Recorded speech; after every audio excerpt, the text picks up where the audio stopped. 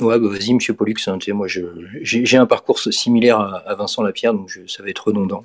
D'accord. Déjà, Heu, salut les gars. Ça me fait Salut, plaisir. Vincent. Ça me fait plaisir de vous parler. pareil, moi je suis ouvert à tout interlocuteur, c'est cool d'entendre un peu de différents sons de cloche. Mmh. Moi quand je vois la vignette, de la vidéo, je vois l'interview confuse de ER à Le Média pour tous et c'est vrai que c'est un peu pas faire un grand écart. C'est comment passer réellement de l'un à l'autre, sans être taxé, sans être incriminé et cetera? Est-ce que ça a été facile, d'arriver aux médias pour tous? Non, mais en fait, je suis toujours un Soralien dans la tête de Mmh. par exemple, des Antifa ou de Rudi Reichstadt. Je serai un Soralien à vie. Tu es souillé à vie. Je je je je je compte pas sur le fait qu'ils comprennent la subtilité de mon évolution et cetera, surtout dans les manifs où, en fait, il suffit d'un type qui fasse une alerta antifascista là et c'est pas ça part en couille, quoi. Je veux dire, les mecs, ils réfléchissent pas. C'est pas des Les manifs ne sont pas des lieux de réflexion et de nuance. Non, C'est non, donc c'est des lieux exutoire, de la frustration sociale. exactement, donc je m'attends pas à ça et non, moi, je fais mon taf de mon côté, je je prends des positions qui, pour moi, sont les plus, de mon point de vue, justes et ça me coûte très cher. Par exemple, sur le covid, ça m'a coûté méga cher de prendre les positions que j'ai prises et donc voilà, moi, je fais mon bonhomme de chemin, je sais qu'il faut persévérer même, dans la tempête. Moi, c'est comme ça que je vois les choses. J'estime que c'est dans l'adversité qu'on mesure avec, la solidité de quelqu'un et son courage et sa détermination. Donc là, je suis en plein dedans, ça tombe bien, je suis en pleine tempête. Enfin, j'y suis depuis un moment. Après, à la sortie des gilets jaunes, en fait, à la sortie des gilets jaunes et parce qu'à la sortie des gilets jaunes, tu as eu donc les manifestations contre la réforme des retraites. Il y a eu ce glissement sur le sujet des retraites, et puis tu as eu le Covid qui est arrivé. Et Et après juste la guerre, tout s'est enchaîné. à partir du Covid, là, ça a commencé à vraiment être très très chaotique pour moi, puisque j'ai dû progressivement prendre la parole sur le sujet du Covid, puisqu'on n'imagine pas qu'on puisse ne pas s'exprimer sur le Covid. Certains l'ont fait sur Mais YouTube. tu vois, excuse-moi de te couper, mais tu vois, par exemple, prenons l'exemple de la guerre. Il y a Terra Bellum, une chaîne, de géopolitique militaire, qui a dit: ben pour ne pas dire d'erreur, nous préférons attendre quelque temps pour pouvoir nous positionner». Je pense que pour le covid, ça aurait dû être pareil pour beaucoup de gens. En fait, beaucoup de gens ont parlé parce qu'on leur demandait de parler et en fait, on aurait peut-être dû se retenir un peu de certains commentaires, certaines choses, alors qu'on aurait dû attendre quelques mois et en fait, on avait une réponse un peu différente. En fait, c'est toute la critique qu'on peut faire de la libéralisation du marché de l'information. Mmh. Je suis pas ça vient pas de moi, hein, c'est, Bronner Non, c'est qui aussi les auditeurs, les téléviseurs qui regardent, en fait et mais ils demandent. Ils sont en en fait demande et c'est ça qui fait de l'audimat. l'idée, c'est qu'on est tous en concurrence sur un même marché qui est celui de l'information. L'idée, c'est que les gens ont pas un temps infini à accorder à l'information. Ils ont un temps, limité, le temps de cerveau disponible, le fameux, qu'on connaît tous et en fait, l'idée, c'est, qui va arriver à capter ce temps de cerveau disponible et ben, en fait, quand tu as un marché où tu as une libéralisation totale de la production d'informations, comme c'est le cas avec internet, avec YouTube, avec les réseaux sociaux, où en gros n'importe qui peut produire de l'information et ben, on est tous en concurrence là-dessus et ça tire, si tu veux, la qualité Mmh. de l'information vers le bas mécaniquement et tu le ressens à fond quand tu produis du contenu. On en parlera peut-être tout à l'heure avec Greg ou avec Jordan X, mais tu le C'est la ressens. quantité tue la qualité, quoi. C'est ton quotidien, en fait. C'est ton D'ailleurs, quotidien quand tu produis Vincent, du contenu. si juste je peux intervenir 2 secondes. Alors vas-y, Jean-Mix. Ouais, Vas-y.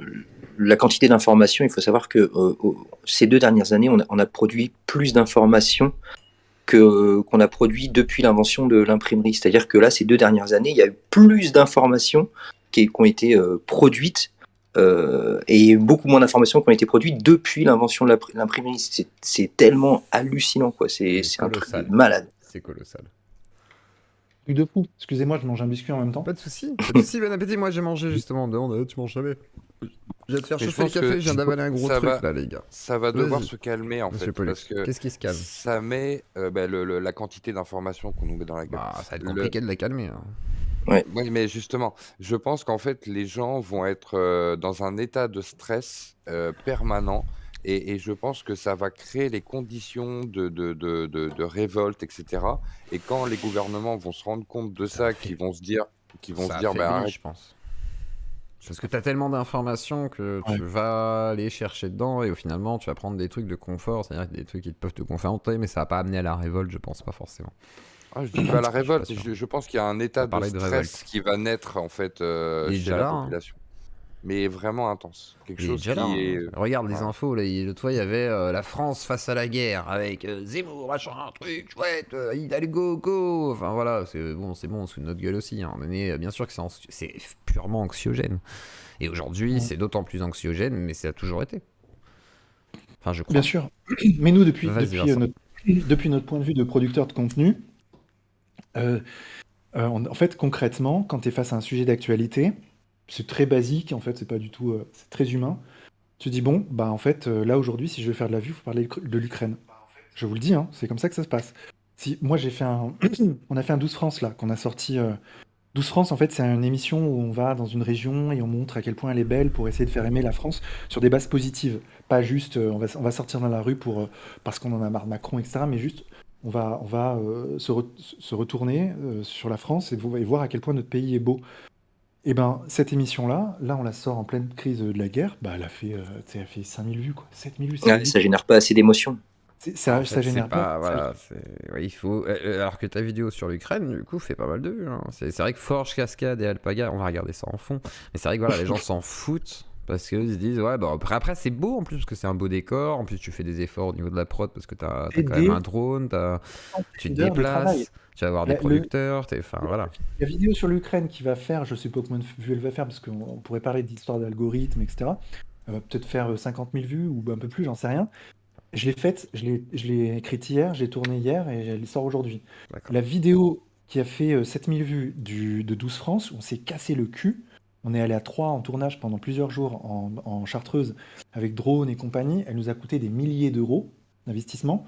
Euh, et pourtant, et c'est celle-ci qui va être très très peu vue. Et en fait, quand on la tourne, on le sait et ça nous rend triste.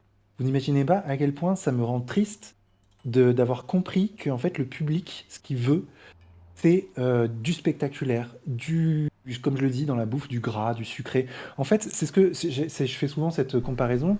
En fait, c'est le même truc que pour la bouffe. C'est qu'en fait, on est tenté par McDo, on est tenté par Burger King parce que c'est gras, parce que ça, voilà. Bah, clairement, Il y hein, a moi des- quand je fais une émission sur la pédophilie, le documentaire de Girl Zero, ça attire un peu de monde, parce qu'il y a un côté un peu putaclic, mais ça attire pas autant de monde parce que justement on a un côté un peu plus scientifique, même si en plus on défonce pas le docu, hein, on est plutôt gentil avec le docu, ce qui est intéressant, il évoque un vrai sujet.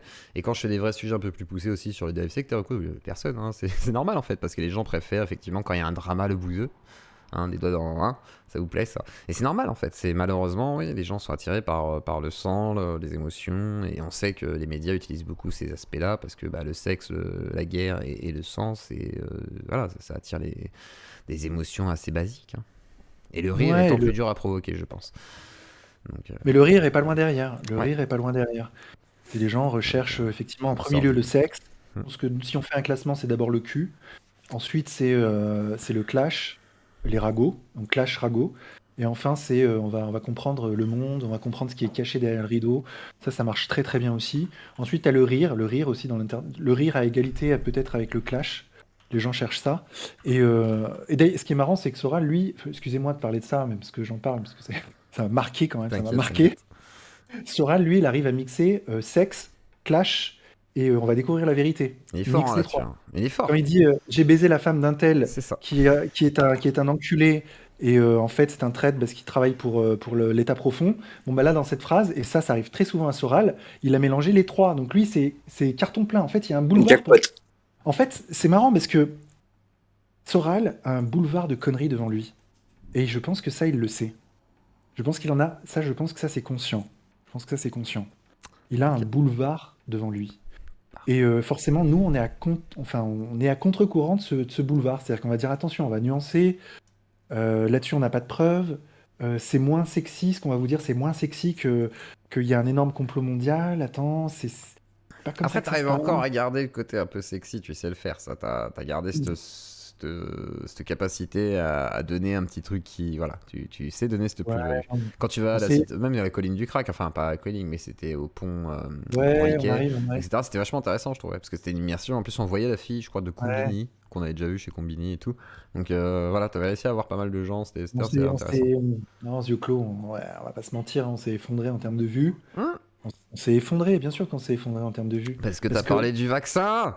Non, parce que j'ai pas dit que le vaccin était un poison, tu vois. Et puis après, en fait, j'ai juste dit le virus existe et en fait le vaccin n'est pas un poison, le vaccin ça vaccine. En fait, j'ai juste dit ça. Et là, je me suis pris une shitstorm monumentale. Les gens voulaient pas entendre ça.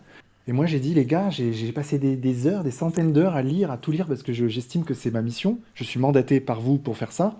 Et voilà ce que j'ai trouvé, voilà ce que j'en déduis de tout ça. Et en fait, bon, bah, ça vous plaît pas. Déjà, j'ai perdu un tiers de mes financements, facile, si ce n'est la moitié. Et en plus, maintenant, les gens cliquent pas sur la vignette parce que c'est Vincent Lapierre. Et Vincent Lapierre, on sait que c'est BFM TV. Tu vois, c'est-à-dire que moi, je dis, et c'est ça qui est aussi un peu difficile parce qu'avec la guerre en Ukraine, je sais pas si vous voulez qu'on en parle, mais moi, j'ai un a priori plutôt très méfiant à l'égard des médias sur les questions internationales, médias dominants, et un a priori très méfiant sur les médias alternatifs, sur toutes les autres questions, en fait sur toutes les questions, et les questions scientifiques en particulier. Vraiment des branquignoles sur les questions scientifiques. Mais par contre, les médias mainstream, moi je dis qu'ils ont un prisme d'analyse qui est ultra biaisé sur les questions qui concernent l'Union européenne, qui concerne l'OTAN et qui concerne les questions de géopolitique, parce que en fait, la France fait partie de l'OTAN, on vit quand même dans un pays, ce pays vit pas, on n'est pas au-dessus de la mêlée, on vit dans un contexte géopolitique où il y a un affrontement entre différents blocs, un bloc eurasiatique qui est en train de monter en puissance et nous en gros, le bloc américain et nous qui sommes des toutous des Américains, un bloc qui est en train de chuter. En gros, c'est ça, on vit dans cette... Si on prend du recul et qu'on regarde les choses de loin, en fait, on est en train de vivre la fin, peut-être pas la fin complète, mais on est sur la fin, peut-être que la fin totale, ce sera dans quelques siècles, mais la fin de l'impérialisme américain, en fait, on est en train de vivre la fin de cette période-là. Est-ce que c'est la fin? Je suis pas sûr, parce qu'on va dire qu'on suit encore bien l'impérialisme américain, quoi. L'effondrement, en fait, la phase de descente, la phase de recul, comme d'autres ont vécu la phase de recul de l'impérialisme de l'Empire romain, d'autres ont vécu enfin, il y a des phases de montée en puissance et de recul de ces empires. Bon, bah, nous, on est en train on est sur la pente descendante de l'empire qui est peut-être l'empire le plus puissant qu'il y a jamais eu sur Terre, c'est à dire l'empire américain et ses affidés que sont les Européens, l'Occident, etc. Et en fait, je pense qu'on vit ça, et les médias ne sont pas neutres dans ça. Ils ne sont pas neutres, ils ont un point de vue qui est biaisé. C'est pas uniquement du complot en mode t'as des gens qui tirent les ficelles, des journalistes. Je pense que les journalistes y croient parce qu'eux-mêmes sortent d'un moule. Ce moule, il vient des écoles de journalisme et ils viennent d'une classe sociale qui sont globalement les gagnants de la mondialisation et qui adhèrent à cette vision des choses. Je pense que tu tortures un journaliste, il va jamais te dire en fait j'ai menti, je n'y crois pas, je dis ça parce qu'on m'a payé. Je pense que le mec fondamentalement il croit que globalement on est les gentils. C'est l'ordre du monde, quoi. Globalement, les Russes et la Chine et l'Iran et le Venezuela et les Sud-Américains sont des méchants, enfin sont des satrapes locaux, des dictateurs en puissance. Ou un fou. Là pour Poutine, c'est genre il est fou, quoi. Je pense qu'il le croit profondément. Donc c'est tu veux cette vision du monde que j'ai eue de par en fait mon travail sur Chavez, ma thèse de doctorat en économie là-dessus, sur le boulot que j'ai fait de traduction sur Chavez, la biographie de Chavez. Et sur, en fait, tout simplement, tout ce que j'ai lu depuis mon enfance sur l'Amérique du Sud, sur ses luttes anti-impérialistes, etc., font que maintenant, j'ai une vision du monde que d'aucuns diraient qu'elle est gauchiste, bêtement anti-impérialiste, mais moi que je considère comme plutôt efficace à analyser le monde. Et cette vision du monde me pousse à avoir une méfiance extrême à l'égard des médias dominants. Tu vois, c'est-à-dire que quand un mec me dit... Quand les médias me disent regarde, ils ont bombardé un hôpital et regarde cette photo de cette femme en détresse qui brûle, machin, je me dis, je suspends mon jugement en fait. Je dis pas que c'est faux. Je dis pas que c'est faux. Je dis, attention, il y a eu les couveuses du Koweït, où en fait une meuf est allée témoigner aux Nations Unies, comme quoi son bébé dans une couveuse au Koweït a été assassiné par les forces irakiennes. Et ça a été démontré par... C'était faux, mais ça a été démontré par les paradoxalement la propagande faite pour aller défoncer le cul. Mais c'était littéralement la CIA qui a payé directement cette meuf pour faire ce faux témoignage. Et ça a aidé à unir la communauté internationale contre l'Irak, qui avait été d'ailleurs poussé assez sournoisement par les États-Unis à faire cette guerre contre le Koweït. Saddam Hussein a cru qu'il avait le feu vert alors qu'il ne l'avait pas. En fait, ils se sont utilisés ça pour se retourner. Si tu veux, le danger, en fait, et c'est un truc que j'observe chez la zététique, même. Je crois que tous les zététiciens, à part peut-être Jordan X, j'en sais rien. Je vais te dire, vas-y. Voilà. C'est parti, l'introduction de Jordan X et après ce sera tous les zététiciens, à peu près, enfin la majorité, on va dire, pour être précis, la majorité des zététiciens en France n'appliquent pas la zététique, sont ultra biaisés sur les questions de géopolitique. Ça, c'est un truc qui m'a frappé. C'est-à-dire qu'en fait, ils croient que, en gros, la science, les méthodes qui permettent d'établir si on est plus ou moins dans le vrai dans le domaine scientifique, s'appliquent aussi au sujet de géopolitique. C'est-à-dire que globalement, BFM TV, il y a un consensus de tous les experts. C'est vrai, quand tu regardes la télé, le consensus des experts en géopolitique, c'est globalement, t'as les méchants contre les gentils, quoi. C'est d'ailleurs la symétrie exacte de ce que croient les gens dans les mouvements complotistes, et que globalement, t'as les méchants contre les gentils. C'est super binaire, en fait. Et moi, j'ai envie de dire aux zététiciens, mais putain, vous vous rendez pas compte que c'est binaire et que c'est beaucoup plus compliqué que ça. C'est multifactoriel, déjà, de base. On n'a pas besoin d'être sorti de je sais pas quoi pour voir que c'est pas aussi simple que Poutine qui est le nouveau Hitler. C'est pas aussi simple que ça, tu vois. Il y a une histoire. Absolument pas. Et les zététiciens. Après, ça dépend des courants de zététique. Je pense qu'il y a des zététiciens qui vont se prononcer contre la guerre en n'étant pas assez nuancés. Certains, effectivement, vont être.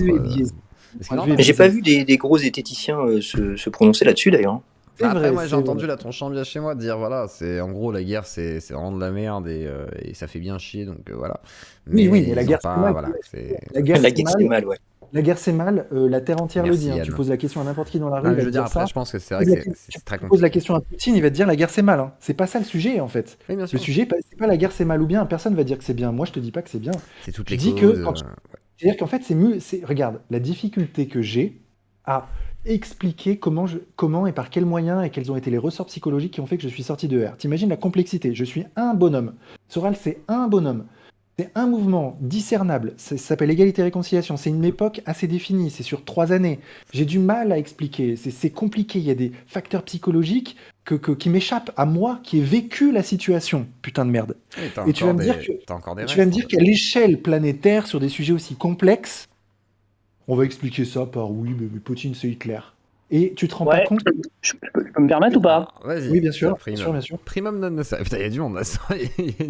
Ouais, mais non, mais je peux pas. Enfin, j'écoute depuis tout à l'heure vite fait, comme tous les soirs. Je couche le petit, donc j'écoute en arrière. Mais enfin, tu dis les zététiciens, ok, très bien. Non, la majorité.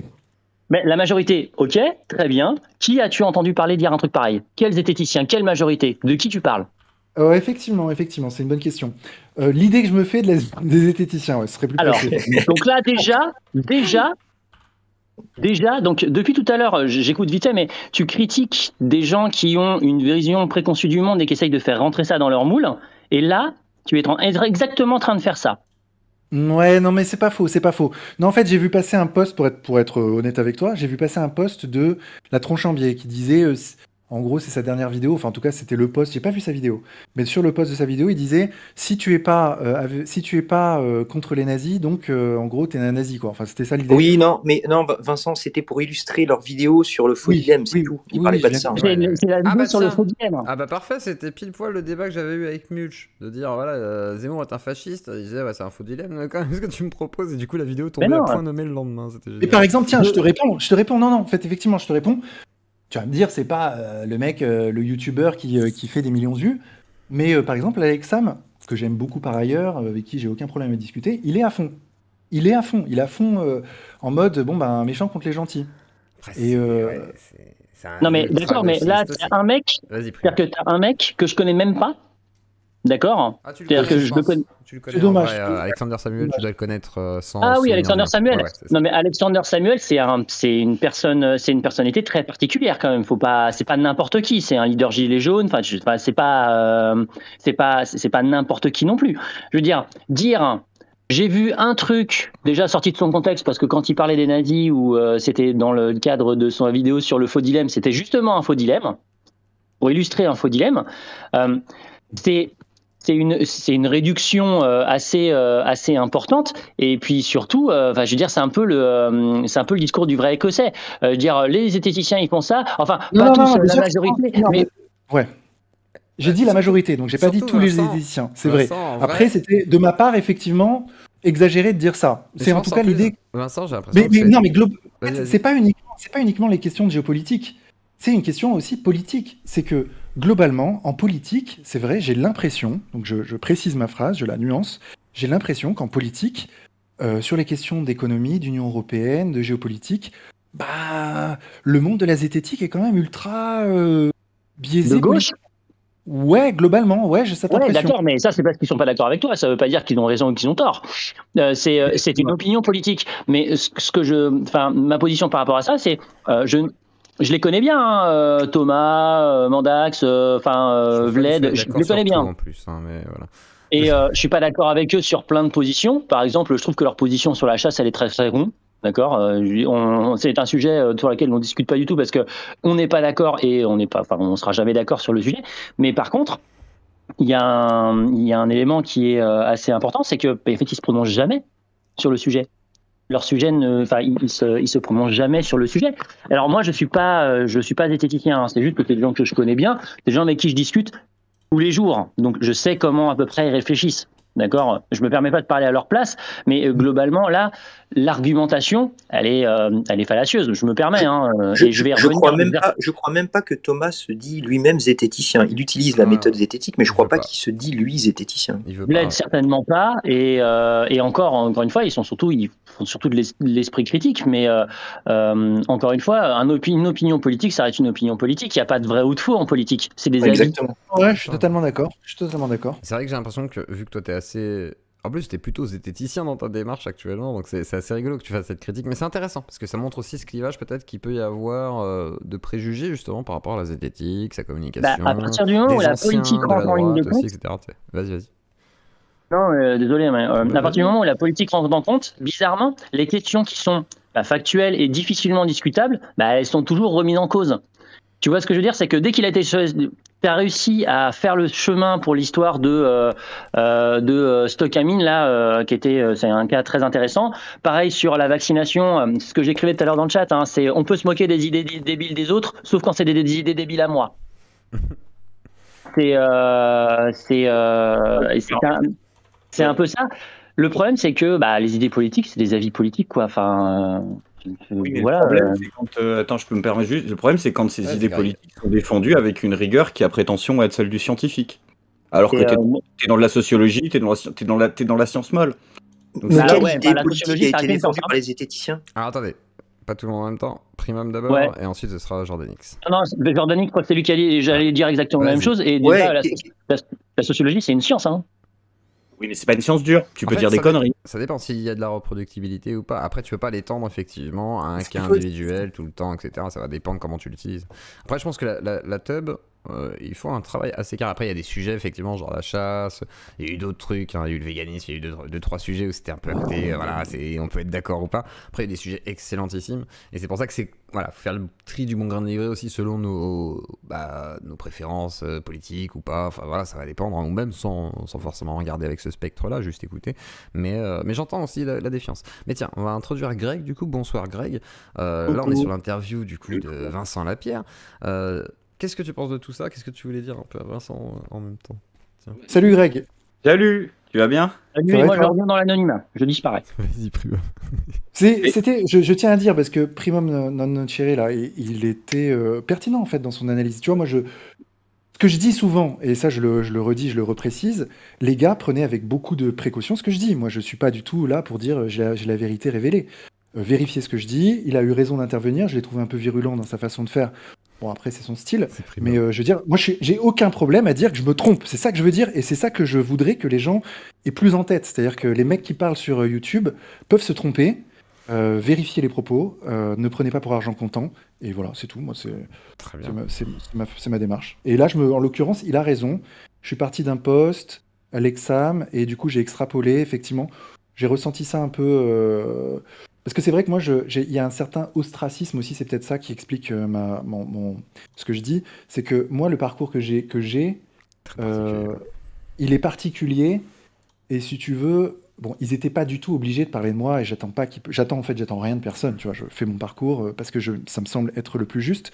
Simplement, j'observe que il y a quand même à part toi, Zioclo, à part certains qui ont fait des vidéos sympas, mais je veux dire, c'est quand même assez énorme qu'un mec qui était dans l'entourage direct de Soral soit sorti de ça et soit maintenant dans une démarche d'esprit critique. Tu vois, c'est quand même un truc assez.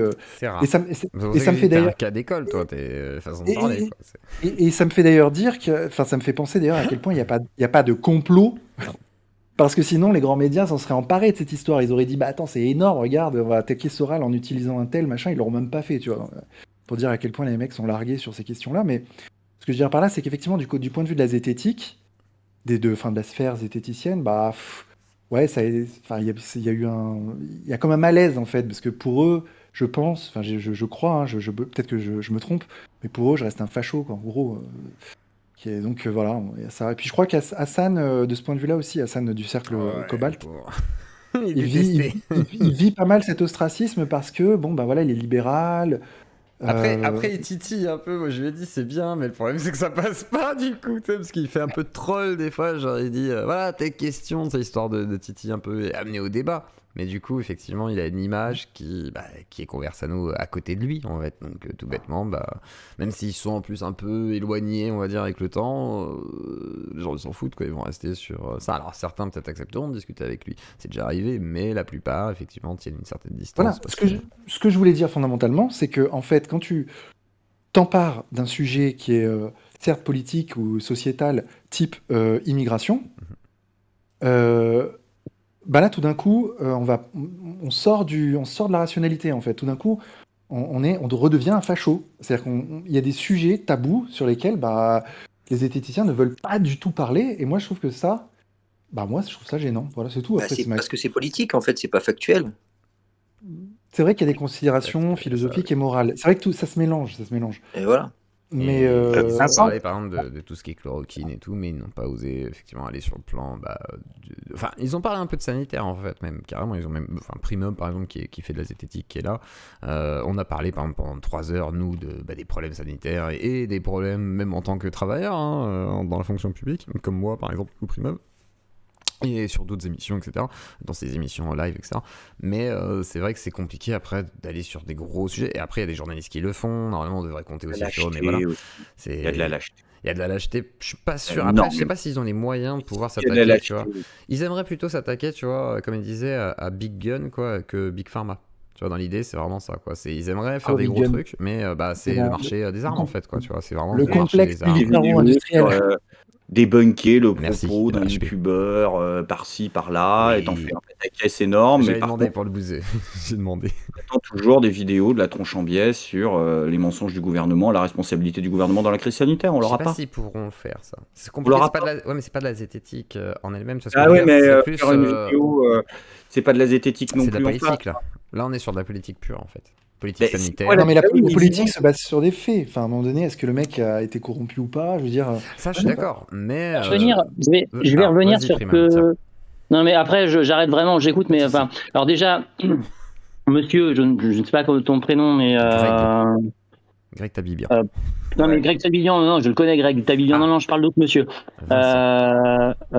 Donc, Vincent, déjà, félicitations pour ton travail d'introspection et tout. C'est vraiment très impressionnant. Hein, et si j'ai été véhément, c'est parce que je suis véhément avec les gens que j'apprécie.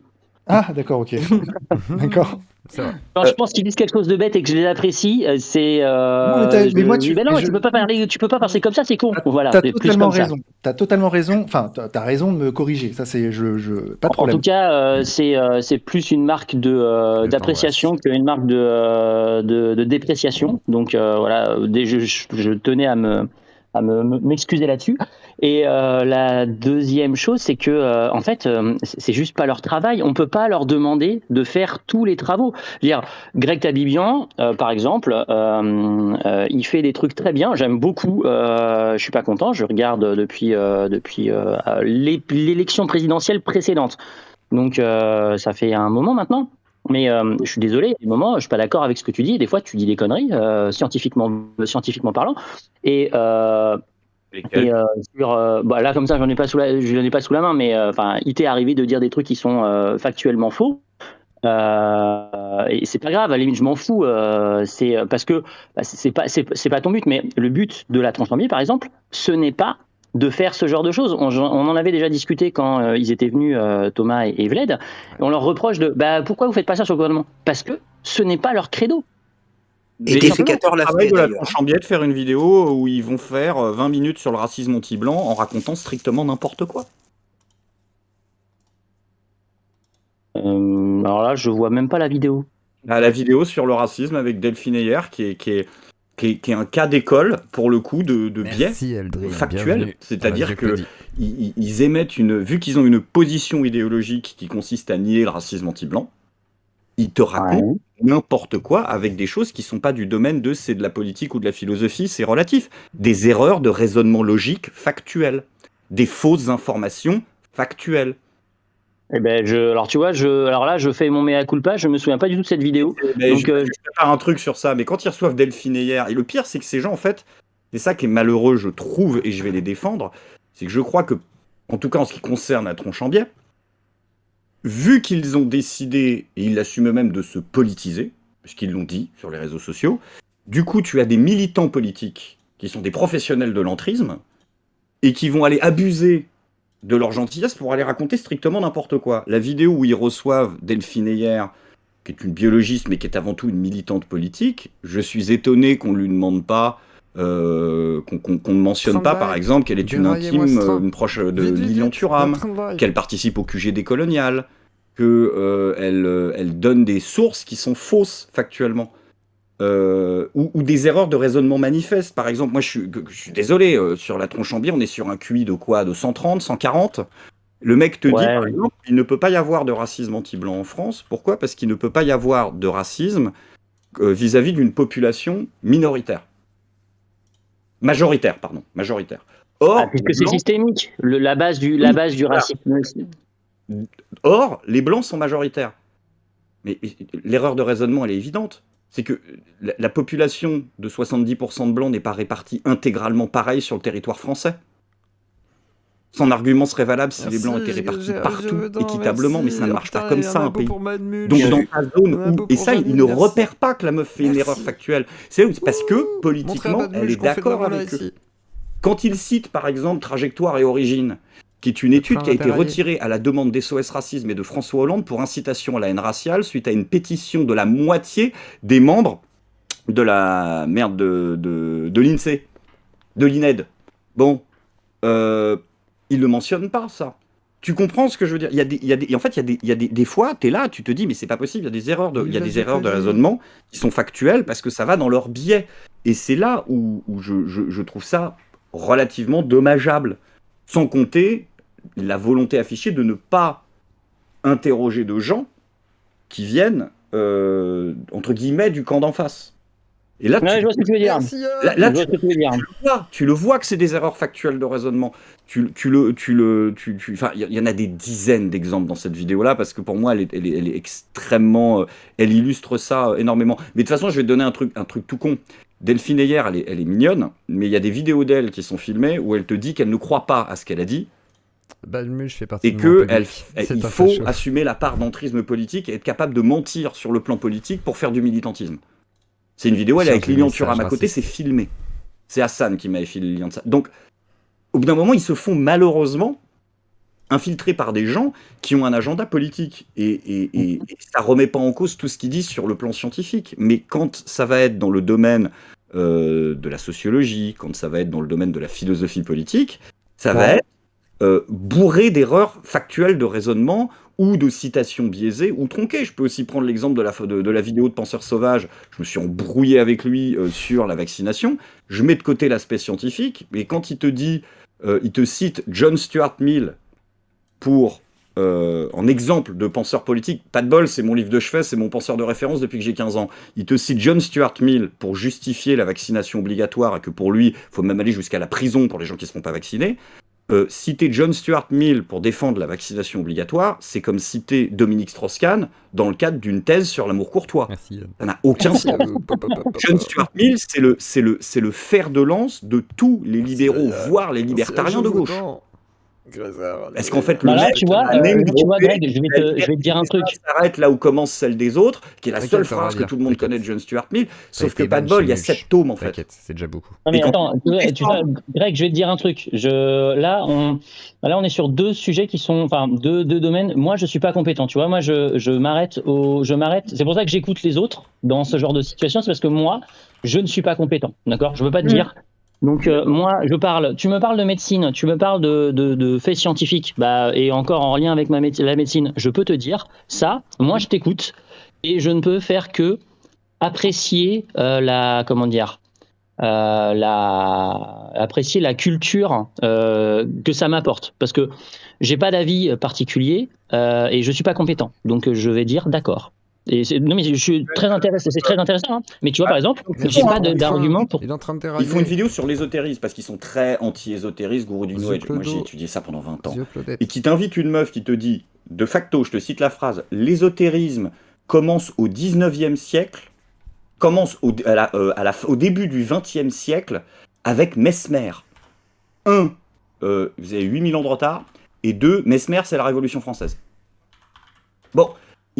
Si tu veux, en fait, le problème, c'est qu'ils vont sélectionner des opposants qui ne sont pas, des intervenants qui ne sont pas forcément les plus compétents, voire, en ce qui concerne cette dame, une catastrophe, parce que je pense que l'un des critères de sélection quand ils font ce genre d'émission, c'est également l'adhésion politique et idéologique avec cette personne. Et je trouve ça dommageable, ce qui n'enlève rien aux centaines de vidéos géniales qu'on fait la tronche en biais et tout. Et derrière, quand ça se double parfois un peu d'une petite part d'arrogance, c'est super problématique. Mais moi, ce que je trouve problématique aussi, c'est de voir, par exemple, Vincent est obligé de prendre toujours, et je comprends de par le passage, la vie qu'il a eue et l'expérience qu'il a eue, d'être obligé de prendre 50 pincettes pour dire aux gens, attention, vérifiez, je peux dire des conneries. Ça devrait être du bon sens pour le spectateur de base. Et être obligé de se justifier 50 fois, de dire, attention, j'ai peut-être caricaturé.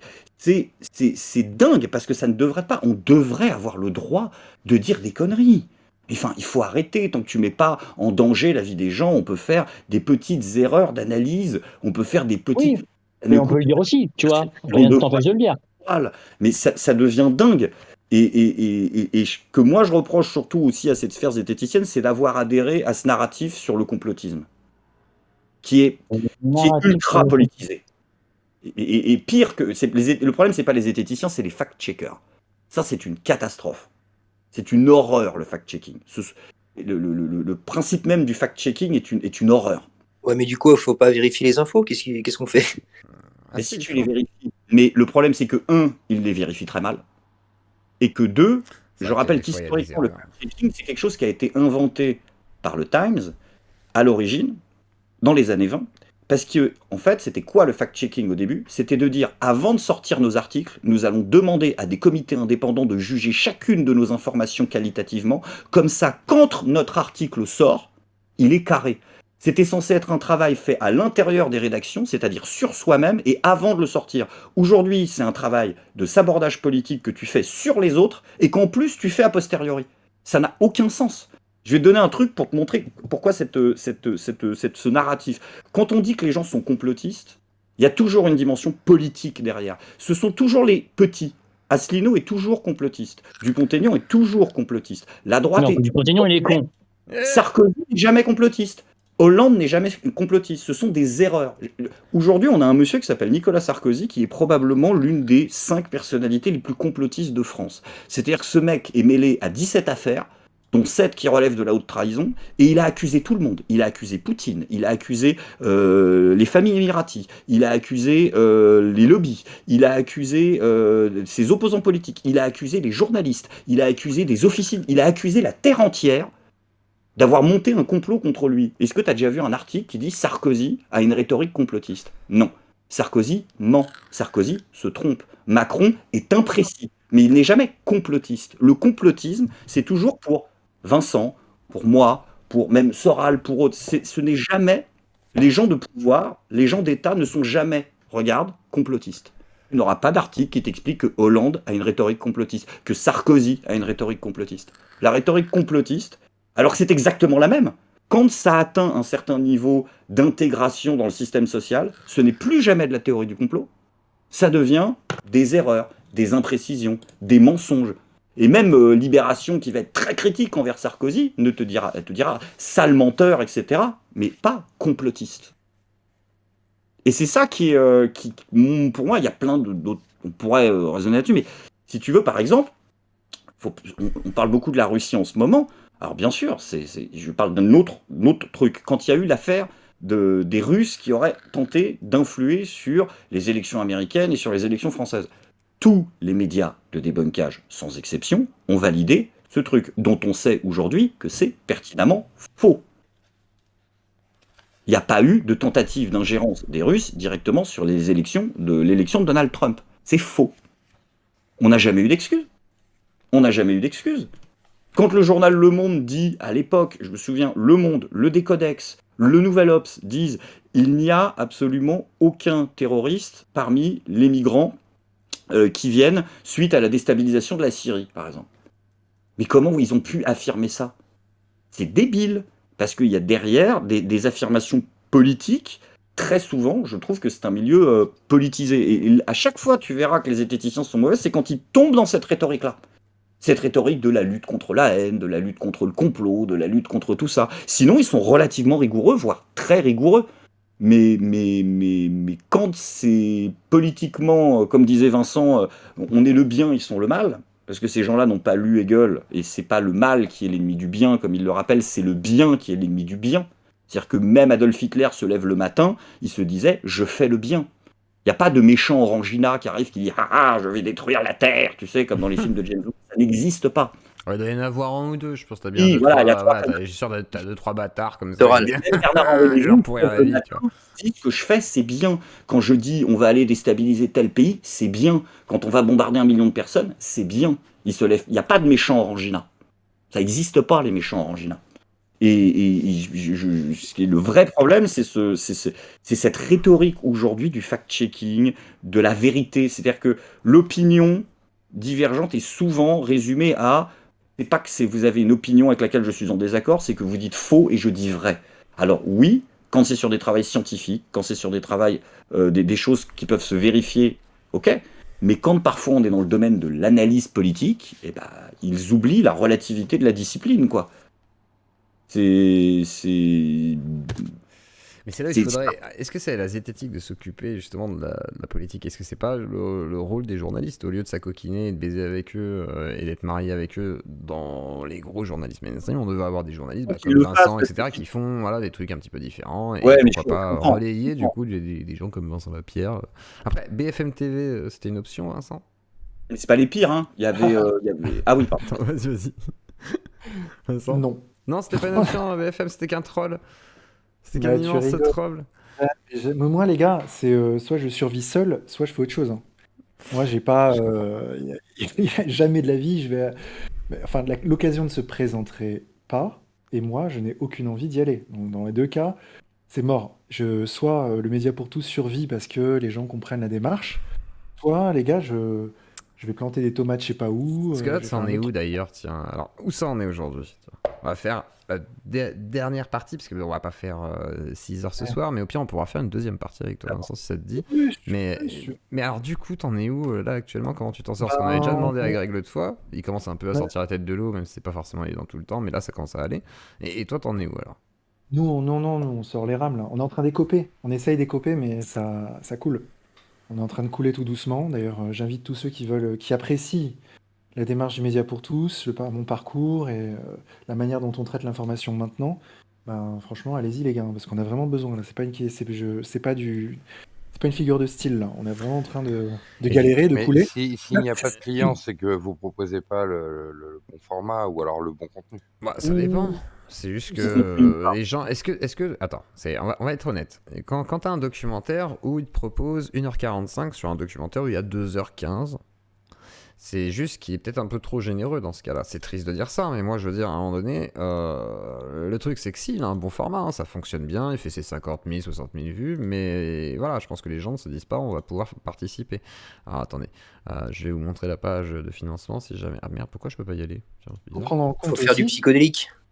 Non, mais Bah, ce qu'il faut. non, Ouais, même pas. Ouais, alors ce qu'il vas-y, faut- Vincent, les gars, ce qu'il faut prendre en compte, c'est qu'on est dans un contexte avec une énorme concurrence. C'est-à-dire que c'est ça. le domaine dans lequel je suis là, je suis en concurrence avec des structures qui ont beaucoup de pognon, parce qu'ils ont des parties derrière eux, parce qu'ils ont des modes de financement qui sont beaucoup plus efficaces que le mien. Par exemple, le média, par exemple, QG. Alors, je sais pas trop où elle en est, Aude Lancelin, sur son projet de média. QG, je pense qu'on est à peu près, en termes de capacité de financement, à peu près comparable à QG. Enfin, je crois, ou peut-être qu'elle a plus, j'en sais rien, je me fais une idée. Il y a aussi dernièrement, il y a le média de droite, là, d'Océa Zemmour, Ouais. Livre Excuse-moi de Noir. t'interrompre, mais Laisse-le du finir, coup, ma non, laisse-le question. finir Bah, avant. Laisse-le finir euh, avant. Et en fait, ce qu'il faut comprendre, c'est que il y a eu de plus en plus de médias. C'est-à-dire qu'on est arrivé, il y en avait moins, maintenant il y en a plus, donc on est confronté à une concurrence plus forte, avec moins en moins de moyens, parce qu'on a pris un virage de fond sur notre ligne éditoriale. Voilà, on est dans un contexte difficile, mais c'est pas grave. Enfin, je vais faire mon maximum pour qu'on s'en sorte, parce que je suis pas tout seul dans cette histoire. Mais c'est pas, voilà, c'est comme ça, hein. Moi, j'ai bien conscience que en faisant cette sorte de mea culpa géant sur la crise du Covid, j'ai bien conscience que j'ai pris à rebrousse-poil 80% de mon public, si ce n'est plus. Donc j'allais pas m'attendre, et je l'avais prévu d'ailleurs, je l'avais dit aux gars, j'avais dit on va perdre des gens, on va perdre des gens. Moi je pensais qu'on allait perdre, je sais pas, 500 contributeurs, en fait on en a perdu 1500 quoi. Enfin déjà Oh là là. c'est plus C'est dur que énorme. prévu. C'est énorme. Les gens n'ont pas compris en fait. C'est-à-dire que c'est moi, et attends, celui qui voulait faire une remarque là, je sais pas qui c'est, moi, je suis le premier à me faire une autocritique, c'est de ma faute. Je n'ai pas su expliquer suffisamment bien ma démarche, je n'ai pas su expliquer suffisamment bien mon point de vue. Et j'en ai mais totalement conscience que le principal coupable, c'est moi, c'est pas du tout les Bah autres. Je non, rejette la c'est faute sur personne. que ton public C'est attendait autre chose de toi, quoi. C'est surtout ça. voilà, mais simplement ce que je veux Vas-y, vas-y. expliquer à mon public, c'est que bah, je pouvais pas faire autrement que ça. C'est-à-dire qu'à un moment donné, voilà, là pour le coup, on est sur un sujet scientifique. C'est pas du tout un sujet politique où on va pouvoir bullshiter ou machin. Là, c'est un sujet scientifique. Raoult a-t-il triché, oui ou non? Oui, il a triché. Est-ce que c'est grave? Oui, pour moi, c'est grave. Est-ce que la chloroquine marche? Non, ça ne marche pas. Je veux dire, je suis désolé, je peux pas dire le contraire de ça quand ce que j'observe, c'est ça. Donc, le public ne l'a pas compris, j'en subis les conséquences, puis bah voilà, la Terre va continuer de tourner encore longtemps, hein. Simplement, mais c'est triste pour moi d'observer ça, c'est triste de le vivre, et c'est tout triste à pour moi. l'heure, Ouais. Alors, vas-y, tout à monsieur l'heure, Pellios. justement, je te demandais en fait Après Stratton. que je te disais que ton format n'était peut-être pas le bon. Du coup, tout à l'heure, tu me disais, mais en fait, on est beaucoup dans le journalisme. Pourquoi faire du journalisme à l'ancienne, journalisme de télé, on va dire, Alors, c'est... alors que justement, en fait, on est dans une ère avec de nouveaux formats, de nouvelles choses, et le fait d'innover C'est sur de quoi les nouveaux nouveaux formats. formats, Bah, monsieur par exemple, les Pellios? youtubeurs, Ils font quoi la libre antenne, c'est un nouveau format qu'on avait à l'époque de la radio, certes. Comme moi, là? Mais oui, par Ah, mais exemple, c'est pas un nouveau format. mais Moi, j'ai été c'est dans quelque la chose. rue faire des micro-trottoirs. Après, moi, je suis un troll quand je Alors, fais des micro-trottoir, micro-trottoirs, c'est un donc c'est peu rigolo, différent, mais tu vois. après, moi, je troll Mais aussi. justement, ma question, c'est surtout quel est ton avantage compétitif par rapport aux autres médias en tant que dans le média pour tous? Oh là, grosse question. Bah oui, oui, justement. Parce que est-ce que c'est votre idéologie? Ou est-ce que c'est vraiment le fait de faire du vrai journalisme? Ou est-ce que c'est je sais pas, d'être d'une Mais certaine idéologie, tu sais, qu'est-ce moi, qui... si tu cherches à me vendre mon projet, je vais pas être le meilleur vendeur, parce que je vais te dire que les autres. Non, non, mais je vais te dire, moi, je vais être honnête avec toi, et je vais te dire, les autres font du bon boulot aussi, tu vois. Je vais pas me mettre à dire que je suis meilleur que je suis Superman dans l'histoire. Moi, je me considère pas comme Non, ça. mais je Je me cons- demande simplement ce que tu veux Simplement, proposer aux autres. bah, Ouais, nous, c'est ce vrai, qu'on faut... fait, enfin, je crois que j'ai modestement une qualité, c'est que j'arrive à, comment dirais-je, à aller vers les gens, à les interviewer, à rentrer dans la bulle assez facilement, à arriver à extraire la sève de ce que veut dire quelqu'un, à le mettre en confiance pour qu'il s'exprime. Parce que c'est pas facile de parler devant une caméra avec une lumière, machin, quand le mec qui débarque avec son micro, grosse caméra, truc. Je crois que dans ça, par l'expérience que j'ai, des heures et des heures à faire ça, et surtout au Venezuela où j'ai interviewé donc, pour ma thèse de terrain des centaines de gens face à face, etc. Donc je suis bon dans ça, en fait. Je suis bon dans le fait d'aller voir les gens, de leur poser des questions et d'extraire en fait le fond de leur pensée, d'arriver à générer comme ça très rapidement une relation de confiance et à arriver à ça et avoir des bons profils. Parce que ce qu'il faut savoir, c'est que quand je vais sur le terrain, j'interviewe vraiment des dizaines, je bosse non-stop pendant des heures à interviewer des gens. Et donc, c'est comme ça que j'arrive à avoir des bons profils, à faire des reportages qui sont un peu marrants, à avoir des profils intéressants, machin. Voilà, je pense que dans ça, si tu veux, dans le YouTube game, entre guillemets, j'ai quand même montré que je faisais du bon travail. D'ailleurs, je crois que ce modèle est un peu copié par d'autres. Ouais. C'est pas pour rien, tu vois. Enfin, je vais pas dire que j'ai inventé le truc, j'ai pas inventé le micro-trottoir. Mais enfin, tu vois, je suis mauvais pour expliquer ce que je fais, je suis mauvais pour dire où je me situe par rapport aux autres. Non, mais t'es bon pour le journalisme de terrain, des choses Voilà, comme ça. c'est ça qui m'intéresse, c'est ça qui me passionne parce que profondément, c'est pas un genre que les gens me disent quand ils me voient, en fait, quand ils me rencontrent en vrai, ils me disent putain, c'est marrant, t'es comme dans tes reportages. Je dis non, en fait, je suis comme dans mes reportages, comme je suis dans la réalité, sinon ça n'aurait jamais fonctionné si j'étais un acteur. C'est ça. Mais il faut peut-être faire ce que tu es fait pour être dans lequel t'es bon. T'es peut-être pas bon pour prendre. C'est ce qu'il fait. Mais c'est ce qu'il non, fait, justement, non. Et pourquoi il est pas bon? Non. Pourquoi? Quand il a pris un positionnement par rapport au Covid, Mais parce qu'il voulait faire ça. ce n'était pas un travail de journalisme de terrain. Bah, pourquoi?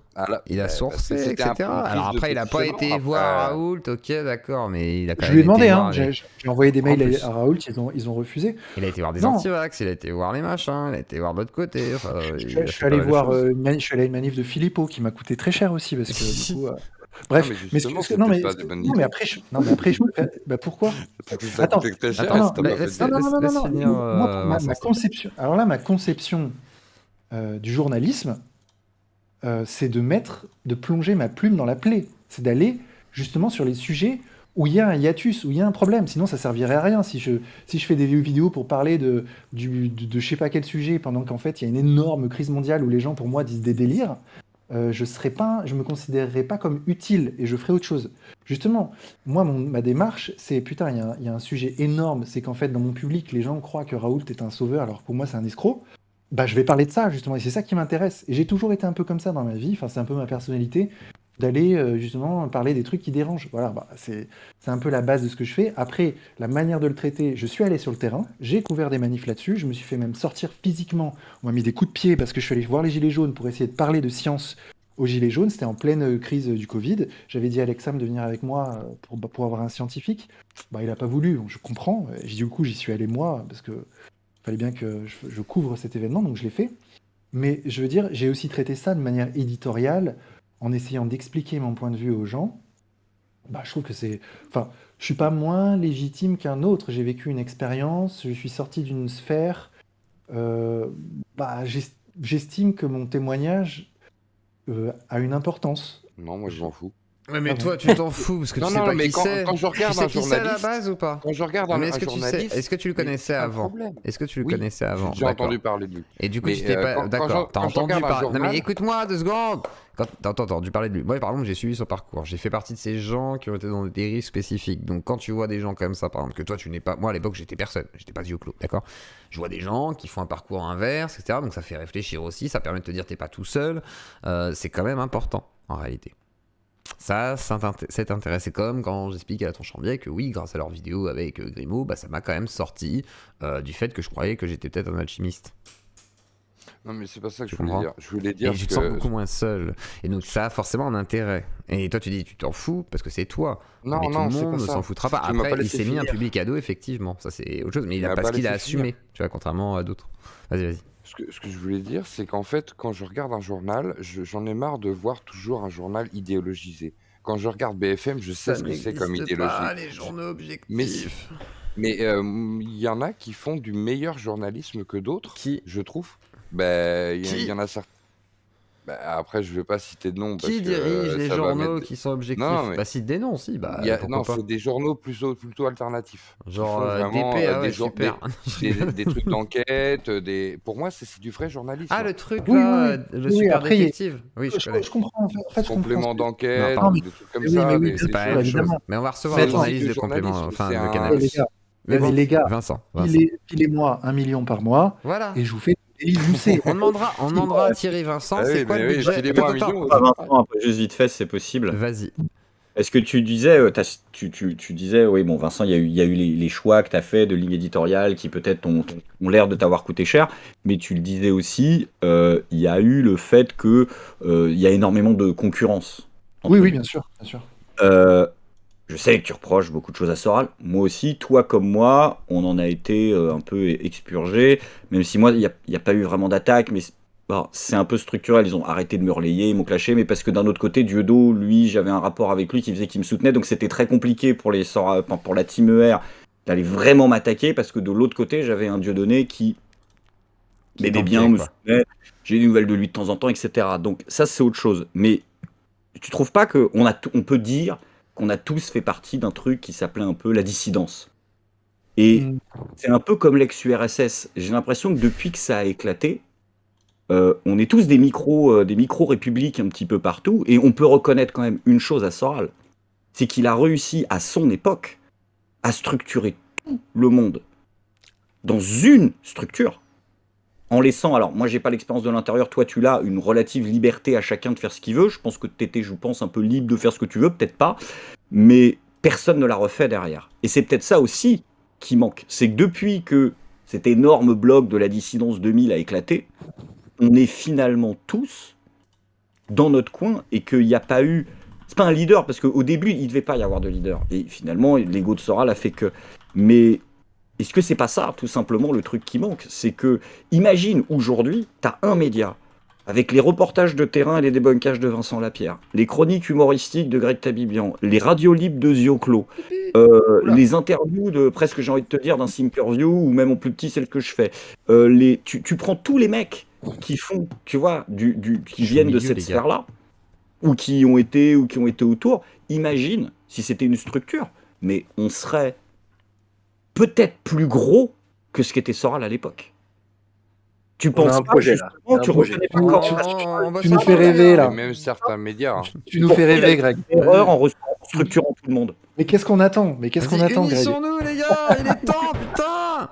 Moi, je suis chaud, les gars. Est-ce que vous allez être libre? Ou est-ce qu'il n'y aura pas une ligne éditoriale qui va couvrir? Eh bah, tu me laisses faire la ligne édito, moi je laisse les gars bosser. Bah, excuse-moi, je suis plutôt cool, hein, en vrai. Mais est-ce que les autres vont te laisser la place? Bertie, t'as vu Conversado qui est venu chez moi, tu veux Bertie, elle va venir, tu peux avoir tout chez moi, Wissam. Quoi? La ligne éditoriale, ça fait que vous êtes libre. Voilà. Mais t'imagines la puissance que ça aurait?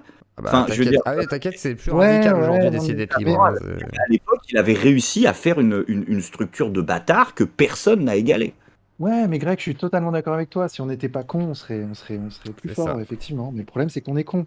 On va tous se faire fermer par YouTube avant d'avoir le poids de... C'est ça qui est triste. Bah, parce qu'en fait, la droite, quand elle se réunit politiquement, je pense que c'est une erreur. Je pense qu'il faut faire un truc dans ce cas-là très différent, en fait, quoi, qui réunit tous les bords, en fait. Mais c'est très compliqué parce que certains ne voudront pas, en fait, s'associer. Est-ce que tu as envie d'avoir Casas Novas? Est-ce que tu as non, mais quand je dis tous les bords, tu vois ce que je veux dire, c'est avoir au moins, voilà, mais sans forcément aller jusqu'à Casas Novas. Je viens discuter avec lui, tu vois, mais genre... Effectivement, on va se retrouver avec Étienne Chouard et tout. Non, mais après, pas forcément.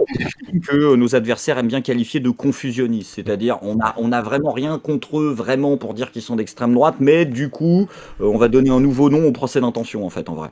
Mais imagine les fameux confus, c'est-à-dire voilà tous ces gens-là, même Tatiana Ventose, Greg Tabibian, Vincent Lapierre, Zioclo, Étienne Chouard. La puissance, on peut en citer 10, Teddy Boy RSA.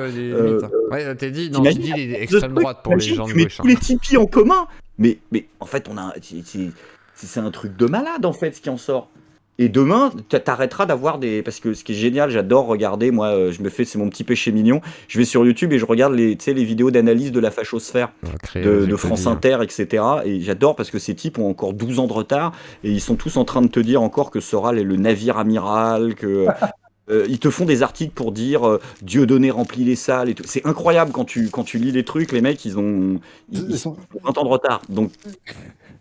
Mais ça pourrait, quoi. Enfin, t'imagines la puissance du bousin. Il faudrait un vrai... il faudrait un vrai truc, mais il faudrait discuter, il faudrait réussir à réunir des gens sérieux qui soient pas là que pour leur propre intérêt. Tu peux commencer de 8h du mat à minuit, mais ça finit à 2h du mat avec la libre antenne. T'as tout. Tu peux tenir persuadé que si tu cumules tout le monde, Moi, je tu signe. peux tenir l'éditorial du matin au soir. Moi, je signe, si tu veux. Tu peux ouvrir Moi aussi. l'humoristique du matin et finir à la fin. Et Ouais, mais Usul, tout de on suite, intègre Usul? Non, je rigole. tout de suite, il y a des questions qui se posent. Voilà, quelles sont les limites? Par exemple, Usul, est-ce que vous l'acceptez? Est-ce Bah que ouais, vous il vient. acceptez, par Moi, exemple, je de l'invite chez moi. recevoir... Usul. Est-ce que vous acceptez de recevoir du Zemmour, etc. Oui. Et alors que certains vont refuser. Il y a Mélenchon. C'est Et et c'est pour ça Zemmour. qu'on parle de ligne éditoriale. Ah mais non, mais attends, tu confonds la ligne de qui bosse et qui est reçu en tant qu'invité. C'est ça. Moi, je te dis, tu fais bien sûr qu'il faut qu'il y ait un tri dans la ligne éditoriale au niveau des journalistes ou des animateurs ou des humoristes. Qui tu reçois? Bah, bien sûr que tu reçois les gens qui veulent venir.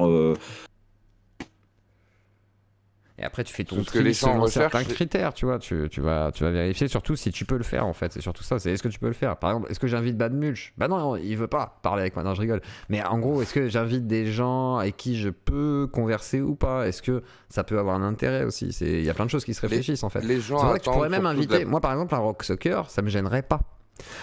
Concrètement, même s'il y a un discours dangereux, ça me gênerait pas parce que je saurais comment aussi le contrecarrer, parce que je connais très bien ce milieu. Et du coup, là, par contre, oui, je le contrecarrerais bien plus qu'un militant politique ou moi, le politique, voilà, c'est pas mon domaine de prédilection. Avec Les gens- une équipe de fact-checker derrière C'est qui est ça, pas ouais. seule qui le fait mais qui est en direct. Que... Voilà. Ce que j'ai déjà fait avec Victor, l'ennemi juré de tous les esthéticiens qui existent sur cette planète francophone et qui a eu des plaintes au cul, quoi. Donc, non, mais je veux dire, voilà, on a fact-checké, on l'a mis au bout et. Et même Victor Ferry, même un mec comme comment il s'appelle, qui est génial, Mais bien, qui fait de la philo beaucoup là, le précepteur. le précepteur, Charles. Tu prends les meilleurs de chaque domaine et puis au bout d'un moment, les gens iront naturellement regarder. Hein. C'est ça. Les gens iront naturellement regarder. Et Et Teddy les qui gens revient veulent avec de les la- JDR, putain. Oh là Les là. gens veulent de la pluralité, ils en ont marre de voir que des gens de Arrête gauche ou que des Teddy. gens de Imagine, droite. imagine le programme là qui est en train de faire JSPC. Et t'as quand même Kali peut-être et tout, t'auras peut-être. Voilà, il peut y avoir plein de gens, Monsieur Phi, voilà, imaginons, voilà, on aurait Antoine Goya, voilà. On aurait plein de gens comme ça. À vous, ce serait pas une méga chaîne de ouf? C'est pas que c'est une méga chaîne, c'est que c'est le meilleur média de France. Tu vois ce que je veux dire? C'est cool. En tout cas, le meilleur média de YouTube. Ça, c'est un truc en continu. Et c'est pas du gaming, mais c'est le meilleur média YouTube politisé, soi-disant, etc. Machin, et tu mets tout. Un peu tout dedans. En faisant en sorte de aussi garder les particularités de chacun. C'est aussi ça, peut-être, le but. Mais après, comment tu organises ça, c'est autre chose. Comme Padawam, excuse-moi, il est sur une ligne de gaming qui est hyper intelligente. Il peut réussir à te parler de l'Ukraine en jouant à Elden Ring. Et Quoi. il a Enfin, fait tu une vois. méga critique d'Elden Ring. En vrai, elle est trop bien. Allez la voir. Elle est vachement bien, sa critique d'Elden Ring. À notre cher Padawam HD. Autant sur Silent Hill, j'avais trouvé un peu des fois partir sur certains trucs, parce qu'il est très Blavatsky, machin et tout. Enfin, des fois il est là-dedans, c'est assez étonnant. Mais j'aime bien Padawam, il a ce côté-là. Et d'ailleurs, tiens, on va aller sur la fin de la soirée, façon de parler, mais Vincent Lapierre, déjà, j'ai posé la question à toi, j'ai demandé aussi à Greg, mais est-ce que tu as joué à Elden Ring? Et après, on donnera la parole à Tom Bombadil, à Anas aussi. Est-ce que tu as joué à Elden Ring, Vincent Lapierre? Je suis pas vraiment un gamer. Je suis pas vraiment un gamer. Ah, voilà. D'accord. Et Greg? T'inquiète, il te parle d'un sous-jeu. Chut, chut, chut, chut, chut. Et Greg, as-tu joué à Elden Ring, toi? Ah, ça fait 50 heures que je suis dessus. Ah, vive Necrolimbe! Et Vive j'avais sans pas allumé éclat! ma console depuis 4 mois. Hein. Je Mais suis pareil, très sélectif. J'ai des phases où quand un truc me plaît, je vais tomber en mode noob comme un fils de pute. Et le reste du temps, non, en fait. Voilà, donc Elden Ring, putain de tuerie, moi pareil, je commence à aller vers les 35 heures là, ça commence à être intéressant. Alors, je vais donner la parole à Tom Bombadil parce qu'il attend depuis tout à l'heure sagement. Il y aura aussi Anas Kournif. Je vais regarder après s'il y aura 2-3 autres questions. C'est pas exactement fini, mais on commence à orienter parce que sinon on va encore digresser, je le sens. Mais Tom Bombadil, normalement tu es des mutes, tu peux poser ta question. Bon. Salut tout le monde, salut le chat. Salut Tom Vincent. Bombadil. Non, je rigole, pardon. Vas-y. C'est vrai que je suis trop sage. Ouais, j'avais une question pour toi, Vincent. Zioclo a reçu Mathias Cardet il y a peu de temps, et Mathias Cardet a été invité par le monsieur que tu connais bien, Aziza. Ah oui. Est-ce que si Aziza t'invitait sur son émission, tu accepterais l'interview? Ah, je crois que c'était une question de troll, moi. Ah, c'est marrant. Non, Oh, non, c'est sérieux, c'est sérieux. c'est marrant. C'est c'est marrant. sérieux. Honnêtement, je pense pas. Ouais. Honnêtement, je pense Tu pas. penses pas? Non. Et est-ce Même que pas. Ouais. Est-ce que tu peux développer? Ouais. Ouais. Ben, je pense pas parce que déjà, j'accepte assez peu d'interviews. En fait, pour vous dire la vérité, c'est que je me sens pas super bon en interview. Ah, ça va. Donc, hein. j'en accepte assez peu parce que je me dis ouais, bon, je risque de. Le truc de primum non tiré, je risque de dire des conneries dans le feu de l'action parce que je m'enflamme un peu. Et du coup, j'ai pas envie. Le truc qui est difficile en live, hein. Hein? Ce qui est difficile en live, c'est de pas dire de conneries. Bon, Ouais, après, c'est parce pas qu'on grave. on s'enflamme, notre esprit s'enflamme et du coup après on se met à dire des conneries. Donc et comme je ne veux surtout pas faire ça, Hein. je me limite, je me restreins vachement. J'ai un peu hésité pour venir avec yeux clos, mais bon, j'ai Après, accepté. je Mais trouve que ça va, t'as réussi à bien. Après, moi, voilà, on avait dit qu'on parlerait un peu de cette période aussi, donc du coup, par contre, je pensais pas que ce serait aussi vaste. Et c'est intéressant, du coup, parce que j'ai l'impression que c'est un sujet que t'as pas évoqué. Donc, ouais, je trouve ça vachement intéressant. C'est pertinent, en tous les cas. D'accord. Tom, est-ce que ça te va comme réponse? Bah, je sais pas, je te trouve pas très timide, Vincent. Je pense que en fait, est-ce que c'est pas de l'évitement? Bon, sérieusement, c'est vrai que c'est une question un tout petit peu troll, je suis d'accord, mais c'est pour revenir un peu sur tout le passif par rapport à ce qui s'est passé à cette époque avec ER. Ah. Et c'est vrai que tu étais quand même sur la ligne, quand même, Soral, qu'on le veuille ou non, avec ce non-dit, hein, que lui-même Et merci évitait encore de à tomber dans les Yann travers, même s'il a eu plusieurs pour tes bits. procès. Mais Merci pour toutes vos tu étais bits. quand même sur une ligne quand même assez anti-sioniste, pour rester dans les termes employés à l'époque, où aujourd'hui on sait très bien ce que ça veut dire. Donc en fait, est-ce que tu n'accepterais pas, non pas comment dire, par timidité, mais juste parce que tu gardes un arrière-goût de cette époque-là? Honnêtement, non, non, tu vois, Non? j'en parle assez librement. Hein, j'ai pas de, c'est pas un tabou, tu vois. Je suis pas là à vouloir cacher un truc, ça, ce serait Mm. ridicule.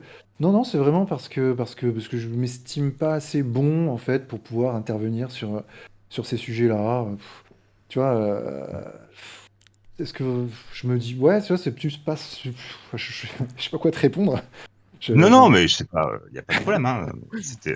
C'était vraiment pour faire le rapprochement entre deux personnes qui ont quitté ER et qui finalement poursuivent un chemin. Donc lui, le sien, Cardé, hein, qui se cache pas d'avoir été un infiltré. D'ailleurs, tu as un avis par rapport à ça, le fait qu'il était un infiltré des RG ou je sais pas quoi, là? Qu'est-ce que tu en penses? En vrai, j'en sais rien. C'est Je suis comme toi, compliqué, hein. ouais, c'est très Je l'ai pas compliqué. connu à l'intérieur de la structure, comme je disais tout à l'heure, je l'ai rencontré qu'une fois. J'en sais rien. Après, moi, effectivement, si tu me demandes mon avis intime, Ouais. ça me paraît un peu tiré par les cheveux, tu vois. Mais Oh, mais j'ai pas de preuves, je peux pas prouver ce que je dis, donc non, en vrai, j'en sais rien. d'accord. Parfait. Ok. Anas Kournif. Alors, moi, en fait, j'ai une question. Alors, c'est quoi ton idéologie, en fait, Vincent? Parce que du coup, on essaie de... Enfin, ce qu'il faut dire, c'est que t'es compliqué à placer politiquement. T'es à droite sur certains trucs, à gauche sur certains trucs. Bon, est-ce que t'es proche d'une idéologie précise? Est-ce que tu peux mettre un mot sur ça, en fait? Est-ce que je suis proche d'une idéologie Voilà. précise? Bah, je sais pas si tu connais Chavez. Totalement. Comment? Moi, je disais totalement. Voilà, bah, si je devais définir précisément quelqu'un qui me semble être incarner ce en quoi je crois en politique, ce serait ça, le chavisme. Si je devais me Ok. définir, je dirais que je suis chaviste, en gros. En gros, rapporté à la France, ce serait un patriote de gauche. Ok, ouais, donc en gros, t'es une sorte de Charles, quoi. De Charles? La Charlesphère de Twitter, des gens qui sont de gauche, patriotes. Ouais, on va dire ça. Gauche nationaliste ou gauche patriote, selon les termes. Ouais, voilà, si tu veux, un mouvement politique qui me parle énormément, enfin celui qui me parle le plus du moins en France, c'est Génération Frexit. Si je devais voter pour quelqu'un, ce serait pour Charles-Henri Gallois, tu vois. C'est la personne que j'estime être le plus proche de mes idées en France. Voilà. Ok, ok. Fait. Pas Kuzmanovic, pas... Ouais, ben moi je rêverais d'une sainte alliance entre tous les Frexiteurs, même si maintenant je suis quand même très très critique à l'égard de Florian Philippot et Asselineau pour leur position sur le Covid. Mais ouais, ce serait l'idéal, ouais, ce serait ça, hein. Kuzmanovic avec Charles-Henri Gallois, un axe comme ça, patriote, social, à la fois social et en même temps patriote, c'est ça qui pour moi, en fait, qui vont parfaitement ensemble, le social et la patrie. Ce serait ça, ouais, plutôt ma niche politique. Il n'y a pas de parti qui Ok. représente ça en France pour moi. Il n'y a pas de parti. Si tu veux, là, aux élections, par exemple, bah, je vais pas voter, quoi. D'accord. Donc abstentionniste, ouais, il n'y a rien Ouais, qui te représente. D'accord. ça Ni... pourrait être. Ça... Il y a Mélenchon qui est proche de Chavez. Il y a qui? Mélenchon. Non, Mélenchon, pour moi, il délire trop sur le nucléaire. Il prend pas assez en compte la question de l'immigration, enfin, il la prend pas en compte, il la prend en compte, mais dans le sens positif. C'est-à-dire lui, il veut encore plus, alors que pour moi, je pense qu'il faut traiter ce problème quand même assez sérieusement, en se disant, attends, est-ce que vraiment il faut plus d'immigration, tu vois, au moins poser la question. Pour moi, ce serait c'est quelque chose de fondamental pour moi. Donc, non. Puis le Frexit aussi, il est pas pour, lui, il est pas pour le Frexit en soi. Du moins, il est pas clair sur cette question. Donc non, Mélenchon ne me convainc pas. Ne me convainc pas. Mais ouais. Voilà. Je sais pas si j'ai... Et une question du chat, hein, du coup, le PCF de Roussel, du coup. Eh ben, figure-toi, ça va peut-être en étonner certains, mais bah, franchement, ouais, quoi. À part sur la question, à part sur la question de l'Union européenne, effectivement, Roussel, il n'est pas pour le Frexit. Mais sinon, franchement, sur le Covid, je l'ai trouvé très bon. Ouais, pourquoi pas. C'est peut-être celui pour lequel je pourrais voter éventuellement. Ok. Bon, bah voilà, c'était tout. J'ai une question, Vincent, si tu Vas-y, me permets. Jaromix. Ouais, je sais pas si tu te souviens, j'avais fait un débat contre Étienne Chouard sur ta chaîne, ça s'était fini en harcèlement, tu vois, pour moi, tu te souviens? Oui, Ah oui. ouais. Ouais, Ok. vague de haine, tout ça, ouais, un gros truc, tu vois. Et moi, ça a duré 48-72 heures. Je me dis, toi, c'est pratiquement à chaque fois que tu sors une vidéo, pratiquement. Enfin, moi, je parle personnellement, comment je l'ai vécu. Pourtant, ça a duré que quelques jours. Moi, j'ai fait une mini-dépression, tu vois, suite à ce débat contre Étienne Chouard. Je me dis, comment tu gères ça, toi, psychologiquement? Et tu continues à lire les commentaires ou pas du tout? Non, je les lis pas. Enfin, je m'efforce de pas les lire. Mais c'est vrai que c'est chaud, hein. C'est vrai que c'est très compliqué, hein, quand t'as des mecs qui t'insultent en permanence. C'est difficile parfois de prendre du recul. Donc j'ai eu cette période. Déjà, j'ai eu la période de haine de Soral, alors que j'avais pas. Il n'y avait pas encore le Covid, mais j'avais cette période de haine très forte de Soral et des Soraliens avant le Covid. Là maintenant, j'ai les deux qui s'ajoutent ensemble, là, les deux torrents de haine. Ouais, c'est compliqué, hein. C'est compliqué, Jordan. Franchement, bah, psychologiquement, ça veut dire que concrètement, t'es toujours dans un délire où tu sais que t'as des gens qui te haïssent et qui l'écrivent sur Internet en permanence, qui sortent des Ouais, machins. et puis eux, après, ils écrivent leur truc, et ils retournent à leur petite vie. Ils se rendent pas compte que toi, derrière, tu peux le lire. Et en Enfin, sauve peut-être. moi, vraiment, ça m'a choqué, quoi. J'étais pas prêt, hein, pour un truc comme ça. Donc, respect, hein, pour toi. Ouais, surtout que ça fait des années que ça dure. Je suis sorti de R en 2018 et depuis, c'est non-stop. Surtout, je vais Et, découvrir les joies de t'avoir reçu sur mon antenne. Mais je te recevrai une deuxième fois pour parler de chavisme et attention, et moi, d'autres sujets. j'ai eu le master de la haine, hein. Tu es taché à vie, quoi. Attends. J'ai eu Soral sur le cul, hein. Soral sur le cul pendant des années, et Soral, c'est du sale, c'est du très sale. C'est les égouts de. Encore, les mecs qui m'insultent sur YouTube en commentaire, moi je leur dis, mais les gars, vous imaginez même pas ce que j'ai reçu comme vague de haine, quoi. Soral, c'est du ultra sale, et Soral, il a une audience, il fait une vidéo, il fait 100 000 vues, où il t'insulte, il balance Il a des des gens photos de. déter, quoi. Voilà, Il a ça. balancé Non, mais des. il fait autant de vues encore, Soral? Non, à l'époque, Ah. avant période gilet jaune, un peu avant 2018-2019, le mec il a balancé des photos de ma femme, il a balancé des trucs. Oh, le Ignoble. bâtard. C'est putain. immonde, c'est immonde, c'est immonde, c'est pire qu'immonde. Ouais, je sais pas comment le décrire en fait. Et toi, t'es tout seul en fait, t'es tout seul face à ça. Ouais, c'est chiant quoi. Je comprends bien, ouais. C'est très compliqué. Je comprends que ça puisse en déstabiliser plus d'un et que t'as des mecs qui finissent par se suicider et tout. Ça, je le conçois très très fortement. Tu m'étonnes. Ah non, c'est clair surtout qu'on est dans une époque où voilà, le harcèlement est devenu un peu monnaie courante. Et je pense que la bande de Soral, à l'époque, surtout à l'époque, et je sais pas comment c'est aujourd'hui, mais c'est quand même des acharnés, on le sait, c'est connu dans le milieu, voilà quoi. Quand ils ont une cible, ça va assez loin, ça peut aller au doxing, ça peut aller à d'autres choses et tout, c'est des insultes, des menaces, coups de téléphone, donc ça peut déborder très vite. Alors aujourd'hui, Ouais, ça a changé, mais voilà quoi. heureusement, je suis indépendant, mais si j'avais un boulot, si j'étais salarié, il aurait appelé le boulot pour dire, regardez, vous êtes avec, vous avez Vincent Lapierre, ex-Oralien et tout, c'est un fasciste, machin. Il aurait fait ça, sûr, à 100%. Il l'a fait pour d'autres. Ouais, clairement. Il l'a fait pour. Ouais, il a fait ça. C'est mec dangereux. Quoi. Ouais, c'est le genre de mec qui pousse les gars au suicide. Bien sûr que c'est un genre de mec-là. Ce mec est dangereux. Puis ER est une secte. Voilà. Clairement. Et là, c'est relativement limpide, je pense. Karim, alias Rage Against the Machine. Tu peux te démute. Tu as le droit de te démute.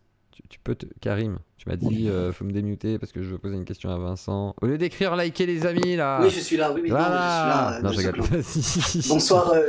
Vas-y. Bonsoir Zoclo, bonsoir Vincent, bonsoir tout le monde. Bonsoir tout le monde. Mais voilà, moi, je remercie Zoclo de t'inviter parce que c'est vraiment extraordinaire. Remercie Vincent d'être venu. Et je remercie Vincent d'être venu aussi, oui, exactement. Parce que là, Vincent, j'ai un truc à te dire, c'est que moi, je te connais depuis des années, hein, j'ai suivi tous tes trucs, mais il y a un truc qui m'a vraiment déçu chez toi, c'est quand tu as été chier sur les gens là qui aiment bien les mangas.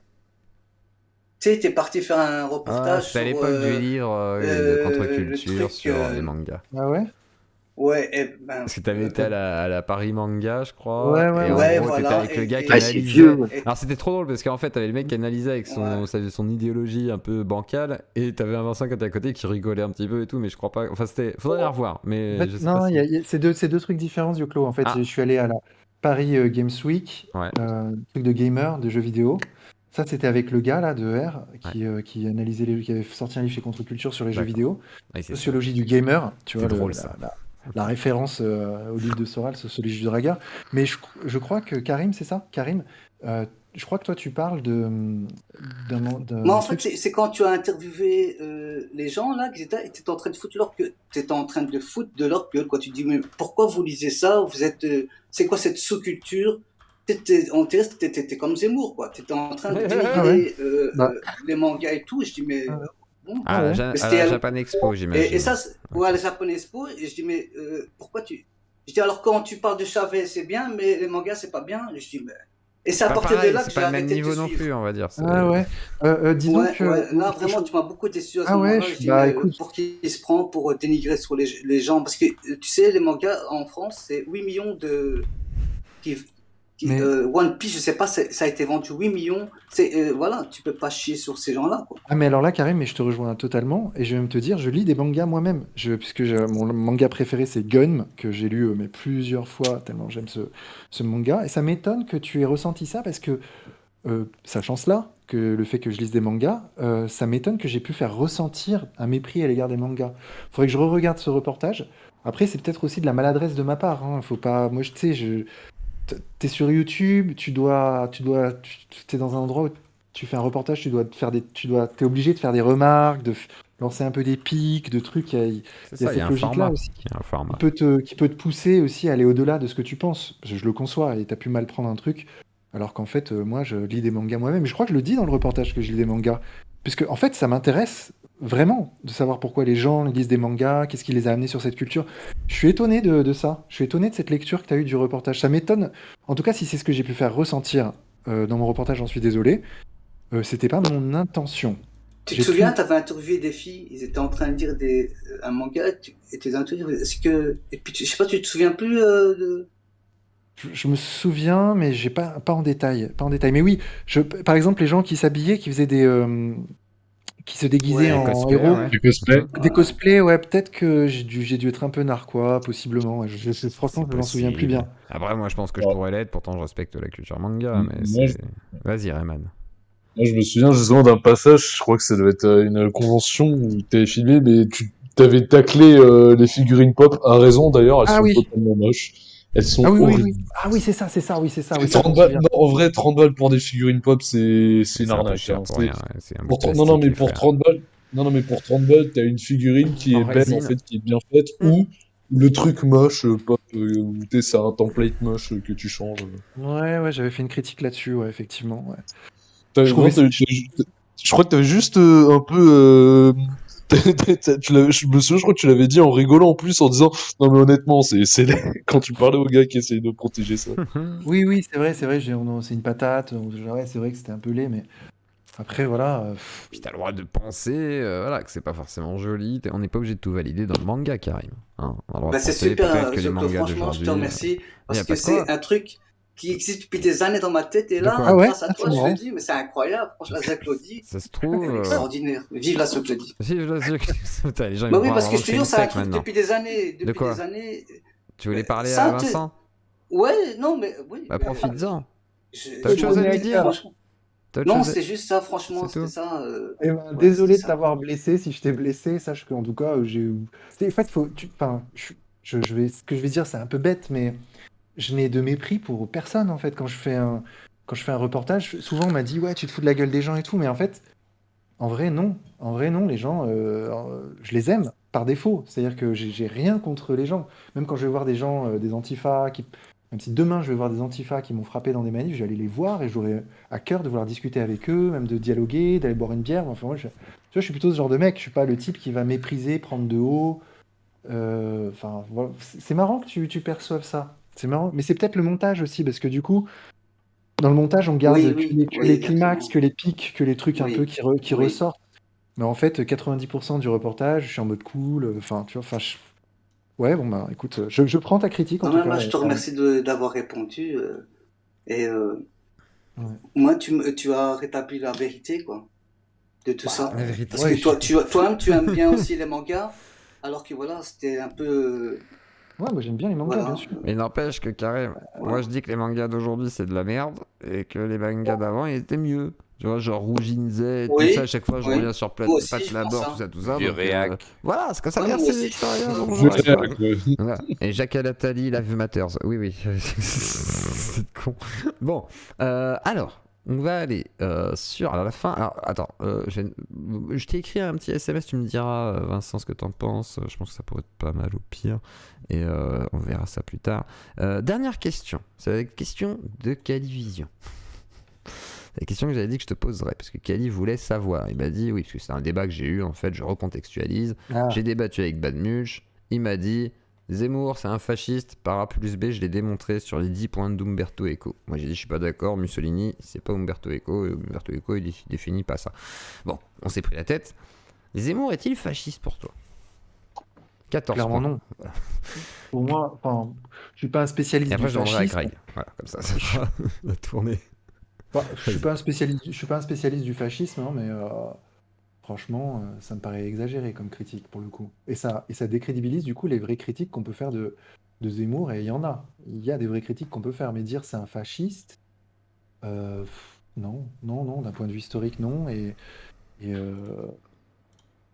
pense que c'est pour le coup, c'est plutôt lui donner des armes que de faire cette critique. Parfait. Très bonne réponse. Je vais voir si Greg peut répondre. Après, je demanderai. Je vais demander à Primam juste avant, vu qu'il n'est pas encore 2 minutes. Et après, ce sera Jordan X. Tiens. Primam, penses-tu que Zemmour est un fasciste? Je fais le tour. Comme ça, ce sera un avis. C'est pas un consensus, hein, c'est juste la question en mode YOLO. Est-ce que Primam est vivant? Oui, je suis toujours là. Parce que j'écoute. J'ai dit que je me taisais, donc je me taisais. J'ai une question pour toi. En fait, comme je vais être parfaitement honnête, comme je connais pas la définition exacte de fascisme et que le mot est extrêmement galvaudé, je ne saurais pas vous dire. Je dirais que c'est quelqu'un qui est d'une moralité douteuse et que avec qui je n'aimerais pas particulièrement, probablement discuter, avec qui j'ai pas beaucoup de points d'acquaintance, mais fasciste, comme je pourrais pas définir exactement ce que c'est, à part la définition twitterienne, je ne pourrais pas dire. C'est pas suffisamment complet. Un café avec Zemmour. Hein? Est-ce que tu pourrais boire un café? Boire un café parce que je bois un café avec tout le monde, comme dit Vincent. Moi, en fait, honnêtement, je discute avec tout le monde, je m'en fous. Par contre, en faire un pote et dire que je suis d'accord avec lui, donc clairement pas. Enfin, je veux dire, en gros, tu peux boire un café avec, quoi. T'as pas envie de lui péter la gueule direct, quoi. Quand tu le vois, tu te dis pas. Non, j'ai pas envie de lui péter, j'ai envie de péter la gueule à personne. Moi, Raoult, je pense que c'est un criminel notoire et qui devrait être en prison. Si je le vois, je lui pète pas la gueule, tu vois. Je comprends. Merci, Primum. Alors, Jordan X, penses-tu que... C'est vraiment la question con. Penses-tu que Zemmour est fasciste? Selon les points d'Umberto Eco, d'autres définitions. Oui, on t'entend. Ok, ouais. Ouais, je suis un peu comme Primum, ouais. Facho, c'est un mot assez galvaudé, mais je pense que c'est un mec assez autoritaire. Après, ouais, c'est la même chose, tu vois, quand je l'entends dire, ouais, ceux qui ont la double nationalité, dès qu'ils font un délit, faut les renvoyer dans leur pays. Enfin, je trouve ça complètement abusé, quoi. Ça n'a aucun sens. Je veux dire, ça veut dire que le mec qui a une double nationalité, qui une fois fait un grand excès de vitesse sur l'autoroute, et rentre chez lui. On est où là? Enfin, ça a des répercussions sur plein de gens, sur sa famille. Enfin, c'est n'importe quoi. C'est trop hardcore pour moi, en tout cas, tu vois. Ça, je suis bien d'accord. J'entends bien. Eh bien, voilà. Et je vais voir si Greg nous capte, et il se démutera s'il nous capte. Zemmour, autoritaire, totalitaire, à la limite néofasciste. Alors, néofasciste, c'est la question qu'on s'était évoquée avec Kali, c'était de dire peut-être au pire, néofasciste, pourquoi pas, à établir et à réfléchir. Pas ce que c'est le fascisme, mais déjà que les historiens, voilà, ils galèrent à dire c'est quoi les fascismes, vous comprenez que, bon... Alors du coup, maintenant, c'est quoi le néofascisme alors? Qui sommes-nous, nous, pour nous exprimer, hein? Je vous le demande, ma petite dame. Alors du coup, vu qu'il est déjà 22h, on va pas non plus faire une nuit blanche, parce que ça demande beaucoup de choses. Alors peut-être une deuxième partie, pourquoi pas avec Vincent, pour parler du coup des autres sujets comme le chavisme, etc., Venezuela, peut-être Assange, ça pourrait être super intéressant, je pense. Donc à voir, on verra. Mais en tous les cas, du coup, je vais te remercier, Vincent, pour cette super soirée. Mais c'est moi qui te remercie. Bah non, merci à nous deux. Voilà, on se remercie. On se remercie mutuellement.